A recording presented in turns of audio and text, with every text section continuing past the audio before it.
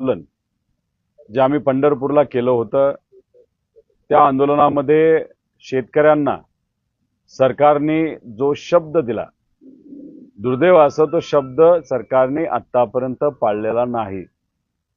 जी कर्जमाफी दिली गेली त्याच्यामध्ये ज्या अटी आहेत त्या काढण्यात याव्यात, जेणेकरून सरसकट कर्जमाफी शेतकऱ्यांना होईल अशी मागणी आम्ही केली होती। आणि त्याच्याच बरोबर पीक विमा देत असताना 4 ट्रिगर जे काढले ज्याच्यामध्ये शेतकऱ्यांचं खूप मोठं नुकसान आतापर्यंत झालेलं आहे, त्याच्यामध्ये सुद्धा बदल व्हावेत अशा काही मागण्यांसाठी आम्ही बसलो होतो। महाजन साहेब तिथे आले, मुख्यमंत्री साहेबांशी टीव्हीवर, आपण सर्वजण तिथे होता त्यावेळेस टीव्हीवर तिथं बोलणं गेलं फोनवर, आणि मग त्यांनी शब्द दिला होता 22 तारखेच्या आधी बसायचं। पण दुर्दैव असं त्या पवित्र भूमीमध्ये, पंढरपूरच्या पवित्र भूमीमध्ये दिलेला शब्द हा पाळला नाही, म्हणजे खोटं बोललं गेलं। आणि त्या अनुषंगाने मग आम्ही सर्वांनी मिळून ठरवलं 29 तारखेला छत्रपती संभाजी नगरमध्ये जे आपलं केम्ब्रिज चौक आहे तिथे एक फार मोठं आंदोलन आम्ही परवा 29 तारखेला करणार आहोत। ते आंदोलन शांततेत असणारे, शेतकऱ्यांचं असणारे, अन्नत्याग आंदोलन नसणारे।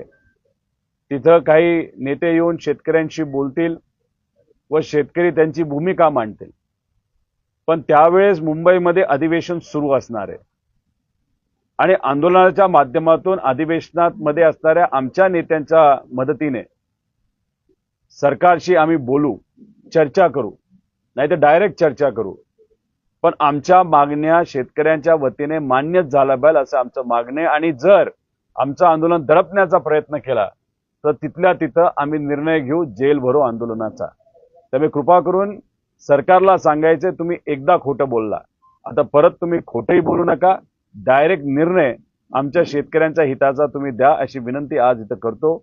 29 तारीख सोमवारी सकाळी छत्रपती संभाजी नगरमध्ये केम्ब्रिज या चौकामध्ये।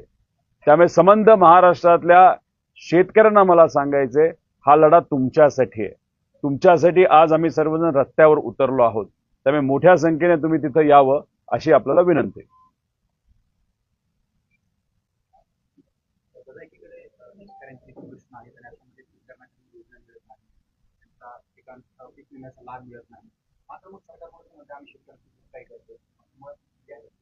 नाही, सरकारच्या बाबतीत बोलायचं झालं तर हे सरकार शब्दाचा खेळ खेळतं। जे काही तिथं योजना आणल्या जातात त्याच्यामध्ये अटी टाकल्या जातात। तुम्हाला माहित असेल 2025 ला खूप मोठ्या प्रमाणात पाऊस अख्ख्या महाराष्ट्रात झाला आणि त्यातल्या त्यात मराठवाड्यामध्ये खूप मोठा पाऊस झाला होता आणि त्याच्यामुळे शेतकऱ्याचं नुकसान झालं होतं।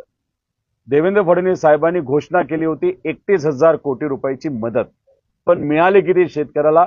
10,000 कोटी। 21,000 कोटी गेले कुठं? तिथं देवेंद्र फडणवीस साहेब बोलत असताना सांगितलं होतं पीक विमा योजनेच्या अंतर्गत 15,000 कोटी हे शेतकऱ्याच्या खात्यामध्ये येतील। मी फक्त छत्रपती संभाजीनगर या जिल्ह्याबद्दल तुम्हाला सांगतो, 2023 ला या जिल्ह्यातला 3-3.5 लाख शेतकऱ्यांना 386 कोटी रुपये मिळाले होते पीक विम्यातून। 2024 ला 219 कोटी मिळाले होते। आणि जेव्हा सगळ्यात मोठं नुकसान झालं, 6 लाख हेक्टर या जिल्ह्यामध्ये जमीन ही उद्ध्वस्त झाली होती, पिकं गेली होती, तेव्हा आपल्या या जिल्ह्यामध्ये खरीपात 2025 मध्ये 7 कोटी 64 लाख रुपये आले। अपेक्षा काय होती? खूप मोठ्या प्रमाणात मदत होईल। जर हे ट्रिगर ठेवले गेले असते, जी आमची मागणी आहे, तर आपल्या या जिल्ह्याला 1800 कोटी रुपये मिळाले असते। त्यामुळे ती गोष्ट फसवी होती आणि या योजनेमध्ये सुद्धा सरकारने सामान्य शेतकऱ्यांना फसवलं। सरकारची अपेक्षा होती की लोक विसरून जातील, जीआर काढून टाकू, कर्जमाफी दिली, भाषणात बोलू, पण कुठं ना कुठेतरी इथं अपमान आणि अन्याय हा आमच्या शेतकऱ्यांचा झालेला आहे। त्यामुळे याचा बदला आम्ही नक्कीच या आंदोलनाच्या माध्यमातून करू, पण परतफेड जर सरकारला करायची असेल तर आमच्या मागण्या या मान्य कराव्याच लागतील। आमच्या पक्षातल्या नेत्या सुप्रियाताई सुळे तिथं येणार आहेत, शशिकांतजी शिंदे साहेब येत आहेत, काँग्रेसचे नेते सपकाळ साहेब तिथे येणार आहेत, खासदार साहेब तिथे येणार आहेत, व तसंच उद्धव ठाकरे साहेबांच्या शिवसेनेशी आमची चर्चा झाली। त्यांचा दौरा चालू असल्यामुळे मोठे नेते म्हणजे उद्धव ठाकरे साहेब असतील, नाहीतर आदित्य ठाकरे असतील, ते तिथे येऊ शकणार नाही, पण मग दुसरे महत्वाचे नेते नक्कीच तिथे येतील असं आम्हाला वाटतं। याच्याच बरोबर शेतकरी नेत्यांना आम्ही विनंती केली, त्यातले काही शेतकरी नेते तिथं आंदोलनाला येणार आहेत, काही कम्युनिस्ट नेते तिथे येणार आहेत, असं सगळे मिळून शेतकऱ्यांचं आंदोलन केलेलं आहे. कुठल्याही पक्षाच्या बॅनरच्या अंतर हे आम्ही आंदोलन करत नाही, फक्त आणि फक्त शेतकऱ्यासाठी तिथं आम्ही आंदोलन करणार आहोत. आणि त्याच्यातच काही अशा संघटना आहेत, जसं की इथली पुरोगामी संघटना आहे, त्यांनी आम्हाला पाठिंबा दिलेला आहे, वकील संघटनेला पाठिंबा दिलेला आहे. टीईटी परीक्षा ज्याच्यामध्ये आजच तुम्हाला कळालं असेल पेपर फुटला, तर तिथली विद्यार्थी आमच्या बरोबर येणार आहेत. MPSC परीक्षा जी दिली गेली जाते त्याच्यामध्ये आता ऑनलाईन परीक्षा घेण्याचा विचार सरकार करतंय आणि तिथे असणारे विद्यार्थी सुद्धा त्याचा विरोध करतात. ते सुद्धा शेतकऱ्याची मुलं आहेत, ते सुद्धा आंदोलनाला येणार आहेत. त्यामुळे मोठ्या संख्येने लोक उपस्थित राहतील असं आम्हा सगळ्यांना वाटतं.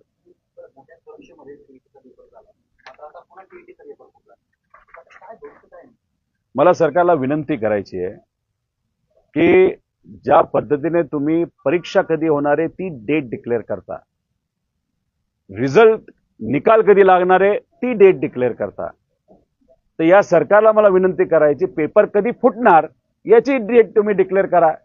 म्हणजे विद्यार्थी जरा तयार राहतील की बाबा उद्या पेपर आहे, आज फुटणार आहे का 2 दिवस आधी फुटणार आहे.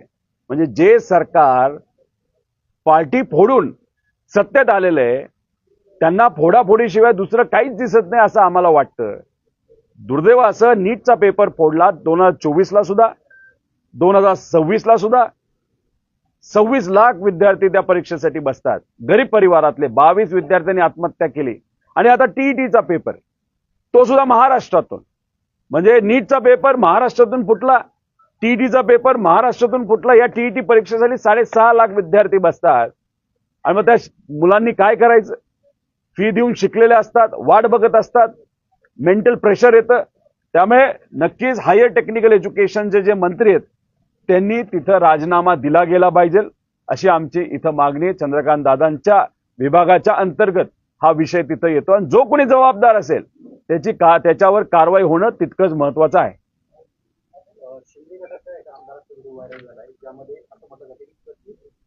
पैसे मागताना हा व्हिडिओ असं म्हणाला, कथित का धडधडीत पैसे मागतायत. 1%, 2%, 40 लाख, 60 लाख, 50 लाख आणि त्याच्यावर ते हेही सांगतायत वर द्यावे लागतात. आता वर कोणाला द्यावे लागतात हे जरा बघावं लागेल. म्हणजे इथं गरीब माणूस 1-1 रुपयासाठी लढतोय, कर्जमाफीसाठी लढतोय, पीक विम्यासाठी लढतोय. विद्यार्थी तिथं त्यांचं जे काय स्कॉलरशिप वेळेवर मिळावे यासाठी लढतात. लाडक्या बहिणी वेळेवर पैसे मिळावेत, जे मिळत होते परत एकदा सुरू व्हावेत यासाठी लढतायत. मात्र हे सर्व या सरकारतले आमदार असतील, नेते असतील, हे मात्र पैसे छापण्यात हे माहीर आहेत आणि बिझी आहेत. ज्या शहरामध्ये मी आहे या शहरातला एक नेता, काय नाव त्यांचं ते, शिरसाट भाऊ, हे तर पोतेभर पैसे घेऊन तिथं व्हिडिओ आला होता. काय झालं ते व्हिडिओचं? त्यांचं म्हणणं होतं मी कष्टातून कमवलेले आहेत. काय हरकत नाही, कष्टातून कमवता. मग गरीबाला जो कष्ट करावा लागतो त्याबद्दल सरकार जर निर्णय घेतच नसेल, त्या गरीबावर त्या ठिकाणी अन्याय होत असेल, त्याबद्दल कोण बोलणार आहे? त्यामुळे हे व्हिडिओ आला, त्यामुळे एकच झलक तुम्हाला मिळाली, नेत्यांची झलक मिळाली, तर कदाचित नेते त्या पैशामध्ये पोहताना तुम्हाला दिसतील. आजची करप्शनची परिस्थिती या महाराष्ट्राची आहे. ऑपरेशन टायगर मध्ये तुमच्या राष्ट्रवादी काँग्रेसचा नंबर आहे, एकनाथ शिंदेची एक वक्तव्य आहे. एकनाथ शिंदे साहेबांनी कधी वक्तव्य केलं? मी ते ऐकलं नाही. पण ऑपरेशन टायगर कृपा करून म्हणू नये, वाघाची पण इज्जत असते असं आपल्याला म्हणावं लागेल. ऑपरेशन बाजार आपल्याला म्हणता येईल. हे जे काय झालंय ते फक्त डिलिमिटेशन कायद्यासाठी झालेलं आहे.